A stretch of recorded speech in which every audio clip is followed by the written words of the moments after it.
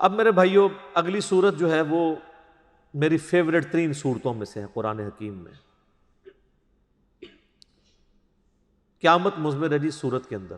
اس وقت امت کا سب سے بڑا مسئلہ یہی ہے جو جامع ترمذی میں حدیث ہے کہ ہر امت کا کوئی نہ کوئی فتنہ ہے اور میری امت کا فتنہ مال ہے. اور بخاری اور مسلم دونوں میں حدیث ہے نبی علیہ السلام نے اپنی وفات سے 1 مہینہ پہلے شہدائے احد کے قبرستان میں جا کے ان کی قبروں کے اوپر جنازہ دوبارہ پڑھا. 8 سال کے بعد 3 ہجری میں غزوہ احد ہوا اور 11 ہجری میں نبی علیہ السلام کی وفات ہوئی. تو آپ نے اپنی وفات سے 1 مہینہ پہلے وہاں پہ خطبہ دیا. میں نے کربلا والے ریسرچ پیپر میں خطبہ ڈالا بھی ہوا ہے. آپ علیہ السلام نے قبرستان میں خطبہ دیا عبرت کے لیے کہ مرنے کے بعد سب نے ادھر ہی آنا ہے. چونکہ آپ بھی دنیا سے جا رہے تھے, آپ کو اللہ نے بتا دیا. اور حدیث کے الفاظ ہیں, عقبہ بن عامر کہتے ہیں کہ میں نے آخری دفعہ رسول اللہ کو ممبر پہ اسی دن دیکھا تھا, اس کے بعد میں نے حضور کو ممبر پہ چڑھے ہوئے نہیں دیکھا. آپ فرمایا لوگوں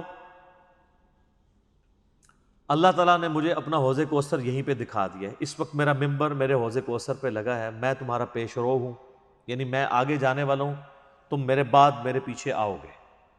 ظاہر ہے نبی علیہ السلام نے ایک دعوت کھڑی کی تھی, اتنی محنت سے اپنی ایک ٹیم تیار کی تھی. اب دنیا تو ظاہر ہر بندے نے چھوڑ کے جانا ہے, تو آپ کو یہ ٹینشن بھی تھی کہ میں جو پیچھے لوگ چھوڑ کے جا رہا ہوں ان کو آخری درجے تک وصیت کر جاؤں کہ میرے بعد تمہیں خطرہ کن کن چیزوں سے. آپ نے فرمایا مجھے اپنے بعد تم سے یہ ڈر نہیں کہ تم دوبارہ سے بت پرستی میں مبتلا ہو جاؤ, شرک کرنے لگ پڑو. یہ تو مجھے کانفیڈنس ہے کہ تم, یعنی اپنے صحابہ کے بارے میں آپ کو ایک گارنٹی تھی, تربیت یافتہ جو لوگ تھے, کہ یہ شرک میں مبتلا نہیں ہوں گے. البتہ مجھے یہ ڈر ہے کہ تم میرے بعد دنیا کے مال میں پھنس جاؤ گے اور دنیا کے خزانے تمہارے لیے کھول دیے جائیں گے. نبی علیہ السلام نے تو اپنی وفات تک فقر ہی دیکھا تھا. بخاری اور مسلم دونوں میں حدیث ہے, ام عائشہ کہتی ہیں کہ نبی علیہ السلام کی وفات تک ہماری یہ حالت تھی, بعض اوقات 1 مہینہ, بعض اوقات 2, بعض اوقات 3 مہینے تک ہمارے گھر میں چولہا نہیں جلتا تھا, کوئی پکانے کے لیے چیز نہیں ہوتی تھی. 2 کالی چیزوں پہ گزارا ہوتا تھا, ایک کھجور اور دوسرا پانی. اور کھجوریں بھی کوئی ٹنوں ٹن نہیں, 2 کھجوریں اور ایک میٹھا پانی کا پیالہ صبح کے وقت, اور 2 کھجوریں اور ایک پانی کا پیالہ میٹھا شام کے وقت, کیونکہ میٹھا پانی وہاں پہ ایشو تھا ریگستان میں. آج بھی آپ ذرا ریگستانی علاقوں میں چلے جائیں تو کتنے کلومیٹرز پیدل سفر کر کے, وہاں کی تو زندگی میں ایشو ہی یہی ہے کہ پانی بھر کے لانا ہے 8 کلومیٹر سے, اور آپ نے آٹا جو ہے چکی میں پیس کے بس روٹی پکانی. یہ ٹوٹل لوگوں کی زندگی ہے. یہ جو آپ یاشیاں جو نیٹ پہ یوٹیوب پہ بیٹھے رہتے ہیں اور فیس بک پہ, یہ تو وہاں کے مسئلے نہیں ہیں, ٹھیک ہے, وہاں کے تو مسئلے ہی کچھ اور ہیں. تو اس زمانے میں نبی علیہ السلام کے مبارک زمانے میں اما عائشہ کہتی ہیں کہ یعنی آپ علیہ السلام اور آپ کے گھر والوں کا گزارا کالی چیزوں پہ ہوتا تھا. اب ظاہر نبی علیہ السلام کو ٹینشن تو تھی کہ میرے بعد جب دنیا کے خزانے کھول دیے جائیں گے. تو مسلم شریف کے آگے الفاظ ہیں اس شہدائے احد والے قبرستان میں جو خطبے میں آپ نے فرمایا کہ مجھے خطرہ ہے کہ تم دنیا کے مال میں پھنس جاؤ گے, دنیا کی محبت میں ایک دوسرے کو قتل کرو گے, حتیٰ کہ تم بھی تباہ و برباد کر دیے جاؤ گے جس طرح تم سے اگلی امتیں برباد کر دی گئی. اور وہی ہوا ہے. آپ دیکھ لیں 30 سال ہی سکون سے گزرے ہیں, وہ بھی بمشکل, اور اس کے بعد کیا ہوا ہے امت کے ساتھ. پھر اسلام کا عروج تو نیچے ہی آیا ہے, مسلمانوں کا عروج اوپر گیا. ظاہر ہے سپر پاور تھی, اس کا ایکسپلوژن تھا. جب بھی آج امریکہ سپر پاور ہے تو سر وہ بھی بدماشی کر رہا ہے, اس وقت ہم سپر پاور تھے, ہم بھی کسی کو کھنگڑ نہیں دے دیں, ٹھیک ہے. تو وہ ایک سپر پاور کا ایکسپلوژن تھا. اسلامی حکومتیں نہیں تھیں, مسلمان حکومتیں تھیں. کس کی جرت ہے کہ وہ کہہ دے گے جو سلطنت مغلیہ کی حکومت اسلامی حکومت تھی. میرا خود تعلق مغلیہ خاندان سے ہے, میں کیسے یہ کہہ دوں, اللہ کو جان دینی. مسلمانوں کی حکومتیں تھیں, اسلامی حکومتیں تو کوئی نہیں تھی. نہ سلطنت عثمانیہ جو ہے وہ اسلامی حکومت تھی, مسلمانوں کی حکومت تھی. تو آپ علیہ السلام کو بتا دیا گیا کہ فتنہ مال ہے. یہ صورت اسی فتنے کو ایڈریس کرتی ہے. اور بخاری اور مسلم دونوں میں ایک حدیث موجود ہے متفقن علیہ کہ نبی علیہ السلام نے یہی سورت پوری تلاوت کی. پوری سورت پڑھنے کے بعد کہا کہ آدمی کہتا ہے میرا مال میرا مال میرا مال, یہی کہتے کہتے مر جاتا ہے. حالانکہ تیرا مال تو وہ ہے جو تو نے کھا پی لیا, یا پہن کر بوسیدہ کر لیا کپڑے، یا آخرت میں اللہ کے لیے بھیج کے، اللہ کی راہ میں خرچ کر کے اپنے لیے سٹور کر لیا، یعنی جو اللہ کی راہ میں خرچ کرتے ہو یہ تمہارا مال ہے، باقی تو تیرے وارثوں کا مال ہے۔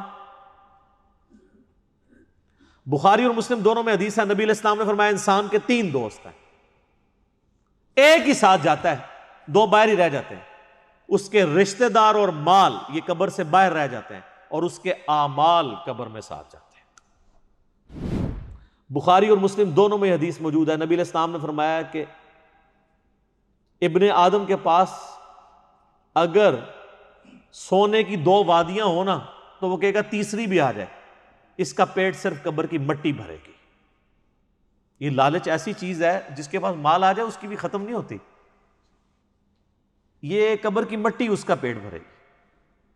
یہ ساری حدیثیں بخاری مسلم ہیں جتنی میں بیان کر رہا ہوں، یعنی باہر کی کتابوں سے، اور یہ تقریباً آلموسٹ 17 رکت انگیز حدیثیں میں نے مسئلہ نمبر 51 میں ریکارڈ کروائی ہیں۔ رزق حرام کی مذمت، دنیا پرستی کا انجام اور اس کا علاج۔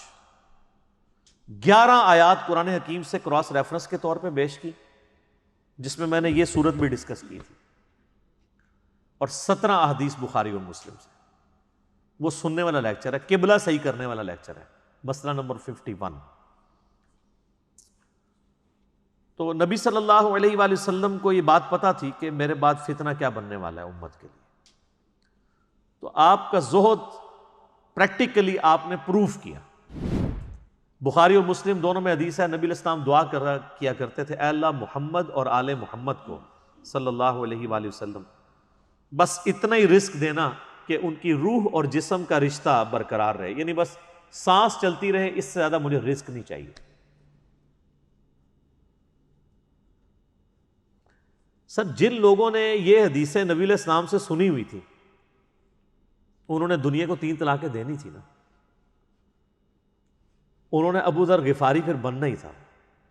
ابو ذر غفاری کے اوپر میرا کلپ دیکھیں، رات کو میں دوبارہ دیکھ رہا تھا وہ کلپ، آپ کسی اور دنیا میں چلے جائیں گے۔ یوٹیوب پہ جا کے لکھیں سیدنا ابو ذر غفاری،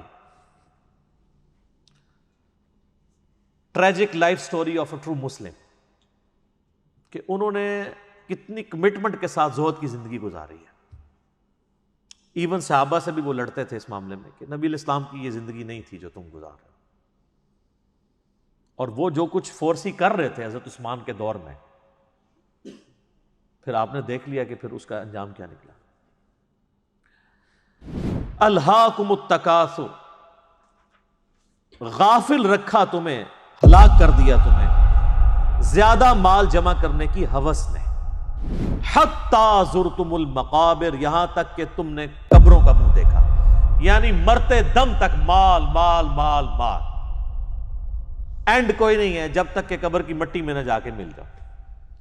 کلا سوف تعلمون، ہاں ہاں تم جلد ہی جان جاؤ گے۔ ثم کلا سوف تعلمون، پھر تم سے کہتے ہیں ہاں ہاں ان قریب تمہیں معلوم ہو جائے گا۔ کلا لو تعلمون علم الیقین، ہاں تم یقینی طور پر جان جاؤ۔ یقین تو اسی وقت آنا جب چیز سامنے آ جائے گی۔ لترون الجحیم، تم دیکھ کر رہو گے دوزخ کی آگ کو۔ ثم لترونها عین الیقین، اس کے بعد تمہیں دوزخ کی جو آگ کو دیکھ کر اپنی آنکھوں سے یقین آ جائے گا، لیکن اس وقت فائدہ کوئی نہیں ہونا۔ ثم لتسألن یومئذ عن النعیم، اس دن پھر تم سے اللہ تعالیٰ ہر اس نعمت کے بارے میں پوچھے گا جو اس نے دنیا میں تمہیں وہ نعمت دی تھی۔ آنکھ، کان، عقل، یہ ساری چیزیں دی تھی، ان کو یوٹیلائز کر کے اللہ کی اطاعت کیوں نہیں اختیار کی؟ ایک ایک نعمت کے بارے میں پوچھا جائے گا۔ یہ ٹرمنالوجیز بھی تصوف کے ہاں تو بہت یوز ہوتی ہیں، علم الیقین، عین الیقین اور حق الیقین۔ وہ کہتے ہیں علم الیقین کی تو ہم زندگی گزار رہے ہیں، یعنی ہمیں وحی کے ذریعے یہ علم حاصل ہو گیا ہے کہ مرنے کے بعد اللہ کے حضور پیش ہونا ہے، لیکن عین الیقین اس وقت ہوگا کہ جب انسان مرے گا اور مرنے کے بعد ساری چیزیں اس کے سامنے آشکار ہونا شروع ہو جائیں گی، نزع کے عالم میں فرشتے نظر آنا شروع ہو جائیں گے، قرآن حکیم کی کئی آیات اس پہ گواہ ہیں. مسئلہ 117A اور 117B عذاب قبر کے اوپر میں نے ریکارڈ کرایا، اس میں آپ دیکھ سکتے ہیں.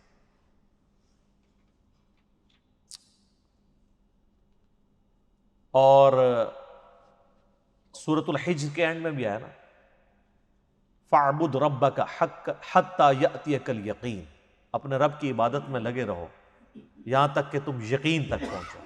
یقین کیا ہے؟ موت. تو علم الیقین تو وحی کے ذریعے ہمیں حاصل ہے. عین الیقین آنکھوں کے ذریعے دیکھ، وہ تو مرنے کے بعد ہی ہے، نزع کے عالم میں ہے، لیکن وہ بھی بندہ واپس نہیں آ سکتا. اور جامعہ ترمذی میں حدیث ہے کہ موت کے غرغرے سے پہلے توبہ قبول ہے، نزع کے عالم میں تو توبہ بھی قبول کوئی نہیں. اور ایک تیسری چیز ہے، وہ ہے حق الیقین. حق الیقین اللہ نہ کرے کہ اس تک نوبت آئے. حق الیقین یہ کہ جب کسی کو آگ میں پھینک دیا جائے گا نا، پھر اسے حق الیقین ہو جائے گا جب اس کا جسم جلے گا. دنیا میں بھی آپ دیکھ لیں، اگر ہم کہیں کہ جی وہ فلاں جگہ پہ دھواں اٹھ رہا ہے، آگ لگی ہوئی ہے، تو یہ کیا ہوگا؟ علم الیقین، کیونکہ آثار بتا رہے ہیں کہ آگ لگی ہے. پھر آپ قریب چلے جائیں اور آگ نظر آ جائے تو اسے کہا جائے گا عین الیقین، آنکھ سے دیکھ لیا. اور اگر زیادہ تسلی کرنی ہے تو بیچ میں ہاتھ ڈال دیں، تو جب ہاتھ جلے گا نا تو حق الیقین ہو جائے گا. تو یہ اللہ تعالیٰ ہمارا ہے کہ تم عنقریب تم اپنی آنکھوں سے بھی دیکھ لو گے اور اس یقین کے عالم تک بھی پہنچو گے. آج جو تم ہمارے پیغمبر کی دعوت کو جھٹلا رہے ہو، تو ایک وقت آنے والا ہے یہ ساری چیزیں کھل کے تمہارے سامنے آ جائیں گی. اللہم من احییتہ منا فاحیہ علی الاسلام ومن توفیتہ منا فتوفہ علی الایمان. اللہم ثبتنا علی الایمان، اللہم ثبتنا علی القرآن، اللہم ثبتنا علی الاسلام. اللہم اجرنا من النار، اللہم اجرنا من النار، اللہم اجرنا من النار. آمین.